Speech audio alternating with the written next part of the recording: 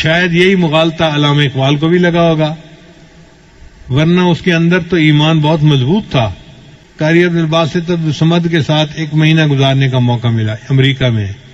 ان کے اندر میں نے ایک خوبی دیکھی، ہر وقت قرآن کی تلاوت کرتے رہتے تھے، ہر وقت۔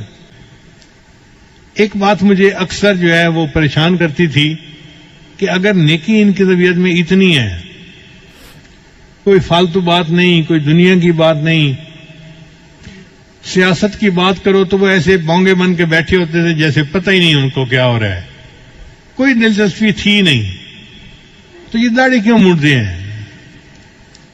تو بعد میں انہوں نے کہا کہ علماء جو مصر کے ہیں ان کو ایک علمی مغالطہ ہے، وہ داڑھی کو سنت نہیں سمجھتے یا واجب نہیں سمجھتے جس طرح ہم سمجھتے ہیں۔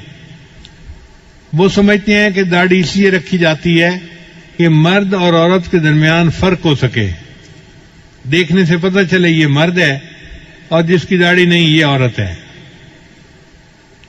چنانچہ مصر کے علماء کو آپ دیکھیں گے تو داڑھی اور مونچھ اکٹھی کبھی نہیں مونڈیں گے۔ کوئی عالم آپ کو ایسا نہیں ملے گا جو مونچھ بھی مونڈتا ہو اور داڑھی بھی مونڈتا ہو۔ وہ داڑھی مونڈیں گے تو مونچھ ضرور رکھیں گے، اور وہ کہتے ہیں کہ جی مونچھوں کے رکھنے سے پتہ چل جاتا ہے یہ عورت نہیں ہے تو داڑھی کا مقصد پورا ہو گیا۔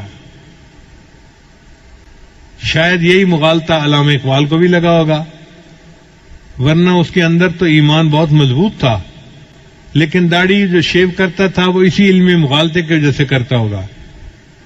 اس لیے مصر میں جو مفتی اعظم ہوتا ہے وہ بھی داڑھی منڈا ہوتا ہے۔ تو یہ علمی مغالطہ ہے جو ان علماء کو لگا۔